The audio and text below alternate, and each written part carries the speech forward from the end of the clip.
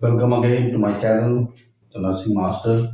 और आपका स्वागत है इस चैनल में। और आप अभी तक हमारी जो सीरीज जो चल रही है, पूरा एक टॉपिक, एक चैप्टर आप कह सकते हैं पेन मैनेजमेंट पे।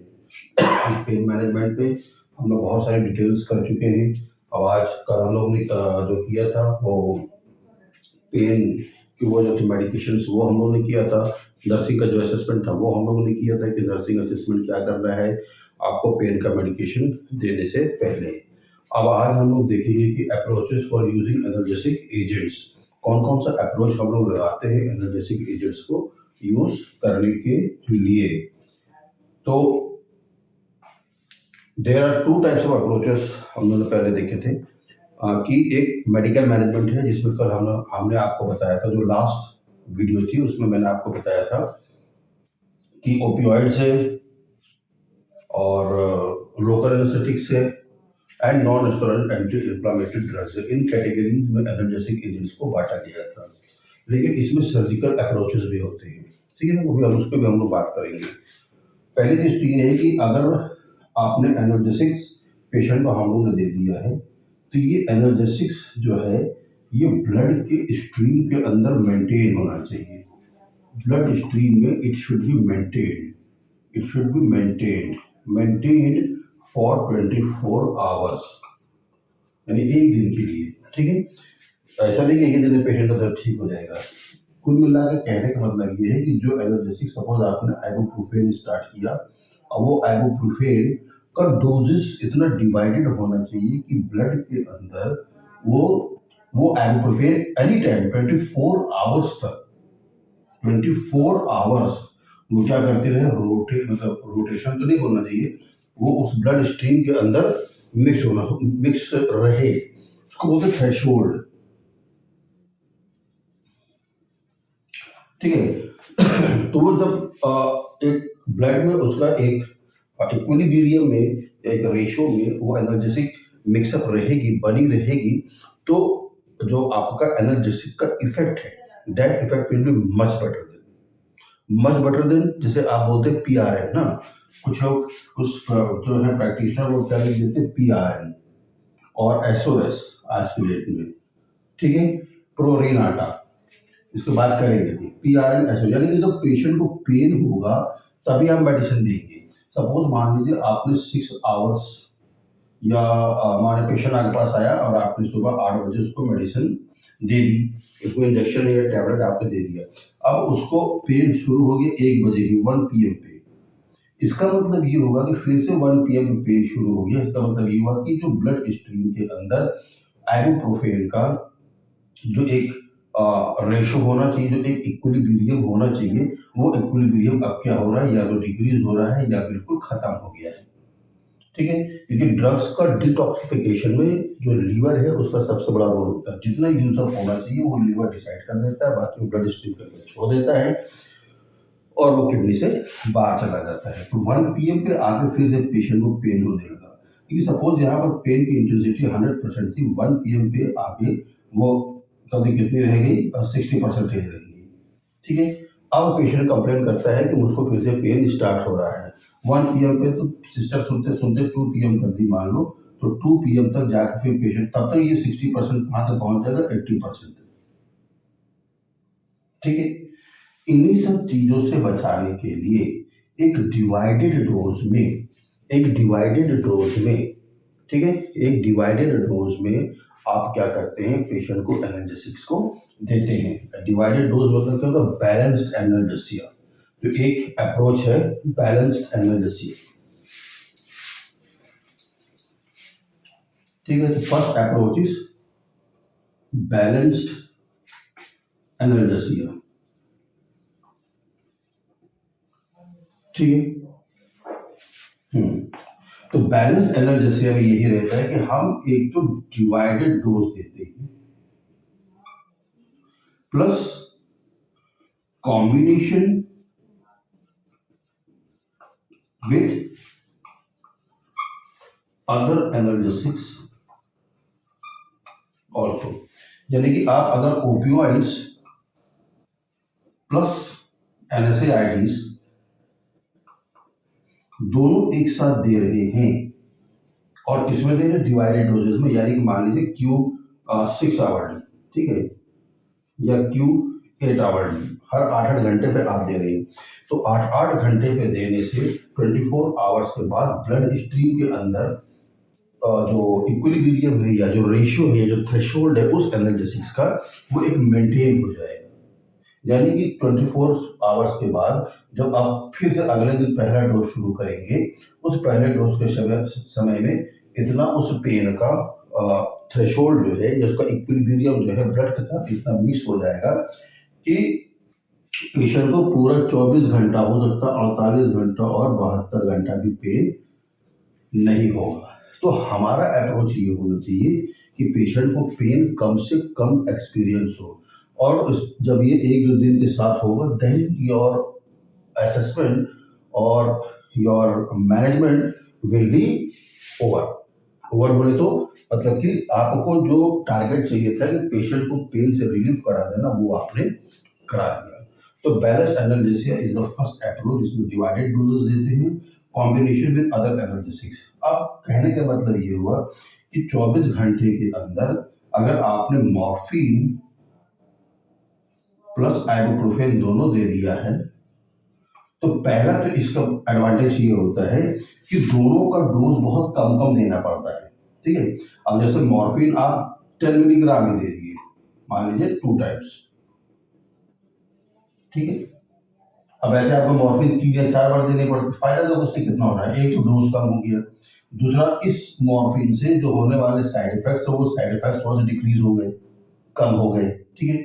तीसरा अभी आइबुप्रोफेन, आइबुप्रोफेन हम क्या करते हैं, बहुत पेन आता है तो 1 into Q6 आवरली कर देते हैं, हर 6 6 घंटे में हमें नहीं देना है, क्योंकि 2 बार हम ये दे रहे हैं, तो इसको 1 into Q12 आवरली, यानी कि हर एक 12 12 घंटे पे हम दे सकते हैं। तो दिन में 2 बार ये दिया, दिन में 2 बार ये दिया, इसका अपना थ्रेशोल्ड मेंटेन है ब्लड के अंदर, इसका अपना थ्रेशोल्ड मेंटेन है। तो balance analgesia is the good approach for treating the pen.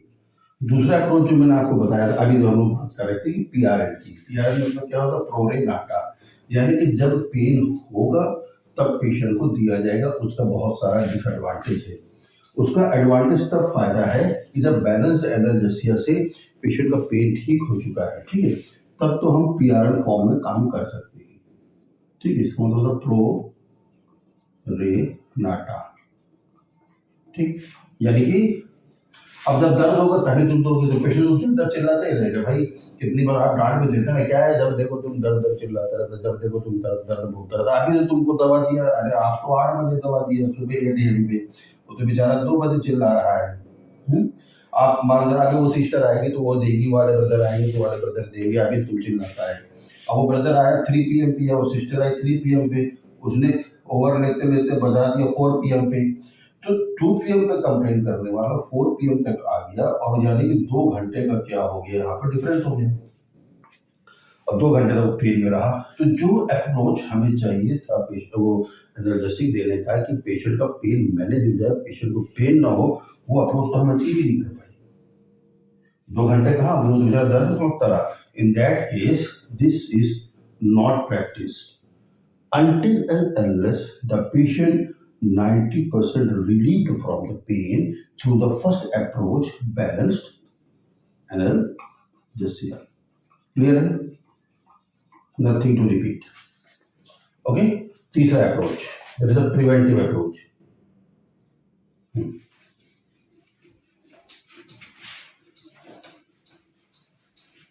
Preventive approach, ये भी तीसरा है, प्रिवेंटिव अप्रोच।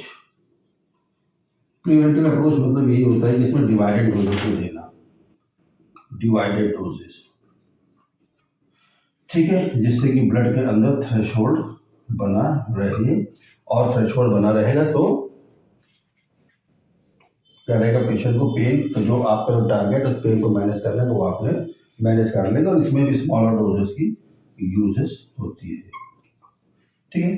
सबसे इंपॉर्टेंट है पेशेंट कंट्रोल्ड एनाल्जेसिया, ये सब तो ठीक है, पेशेंट कंट्रोल्ड एनाल्जेसिया,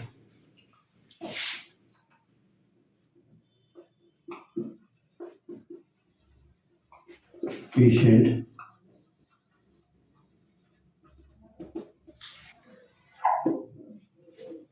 ठीक है।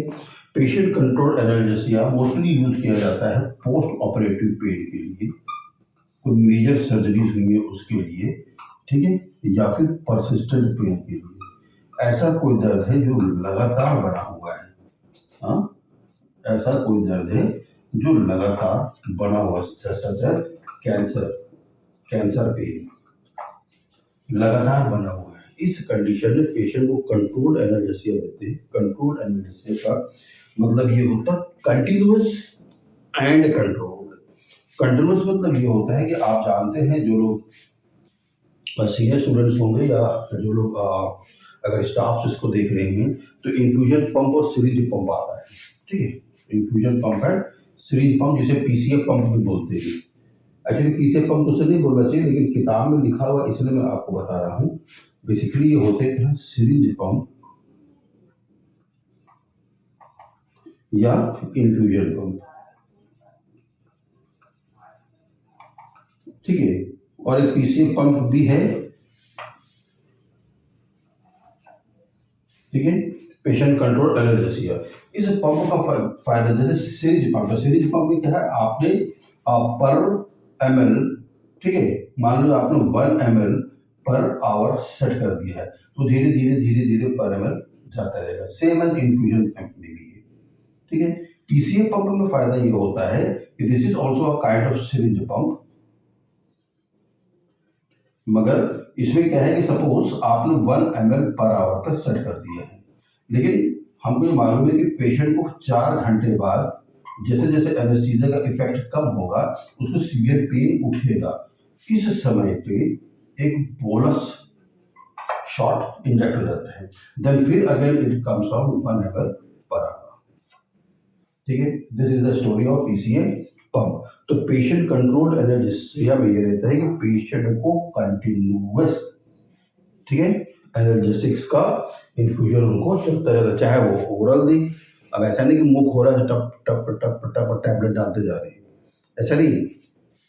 कंट्रोल मतलब क्या है, सपोज 500 मिलीग्राम आपने आइबुप्रोफेन दे दिया सुबह 8 बजे, पोस्ट या सर्जरी हो, पेशेंट निकला, अब मान लो सुबह 10 बजे, ठीक है, तो उस वक्त तो आप दे नहीं सकते, तो उस वक्त इंजेक्टेबल चलती है। 2-3 दिन के बाद अगर कोई आप 2-3 दिन के बाद अगर आपने वो दिया, वो क्या तो ओरली दिया, 2 दिन के बाद अगर पेशेंट इंजेक्टेबल से ओरली पाया, तो आपने क्या किया, 10 बजे सुबह उसको ये दे दिया, ठीक है।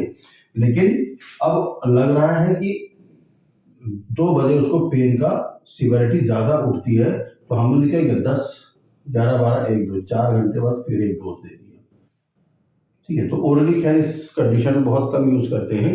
मोस्टली हम लोग क्या यूज करते हैं पेशेंट कंट्रोल एनाल्जेसिया में, आईवी है, सबकुटेनियस है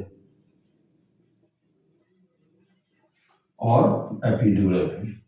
तो ये अप्रोच ज्यादा यूज करते हैं, हालांकि बुक में ओरल भी लिखा हुआ है, ओरल भी आप लिख सकते हैं कि बुक में लिखा हुआ है, लेकिन ध्यान रहे कुछ भी चीज अगर आप कमिश्नर्स के एग्जाम्स में या अपने फैकल्टीज के एग्जाम्स में लिखते हैं, तो चैलेंज करने के लिए आपके पास होना चाहिए कि किसी भी अगर टीचर ने कहा कि नहीं ओरल हम पेशेंट कंट्रोल एनाल्जेसिया में नहीं दे सकते, तो आपको किताब का पता होना चाहिए, नहीं फलाने लाइन में लिखा हुआ, चैलेंज करना चाहिए, इजंट इट, ठीक है।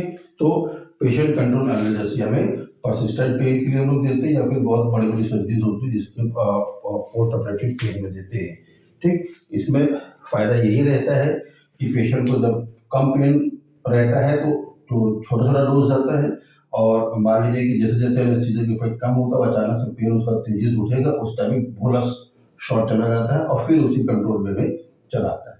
ये 24 आवर्स चलता रहता है जब तक कि पेशेंट का पेन ठीक नहीं हो जाता या पेशेंट का पेन कंट्रोल नहीं हो जाता, इज दैट क्लियर।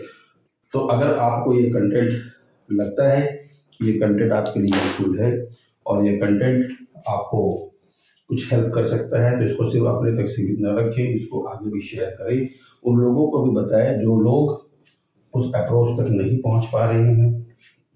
क्योंकि मैंने पहले भी कहा था कि कोई 100/100 पा जाए, कोई 100 में से 40 पाए, और एक ही अगर गवर्नमेंट संस्थान में जॉब लगती है तो दोनों का एक ही ग्रेडिंग सिस्टम से क्या होगा, सैलरी स्टार्ट होगी। तो 100 वाला ये नहीं बोल 100 वाला ये नहीं बोल सकता कि नहीं मुझे 200 रुपये ज़्यादा दो और इसको कम दो क्योंकि 40% पाए, नहीं। इसका मतलब ये होगा कि जब गवर्नमेंट डिफरेंस नहीं कर रही है इन दिस केस, मैं सभी केस की बात नहीं कर रहा हूँ, in this case then you also don't do the difference, आप भी डिफरेंस मत करिए। और आप जिनको नहीं समझ में आता उनको आप समझाइए। आपको लगता है कि इस कंटेंट में से कुछ आपको सवाल पूछने हैं, क्वेश्चन करने हैं, तो आप कमेंट्स में डाल सकते हैं। और एक बार फिर से आपसे रिक्वेस्ट है कि इसको लाइक करें, शेयर करें, कमेंट करें और सब्सक्राइब करें, जो कि इस चैनल की टॉपिक है। Thank you.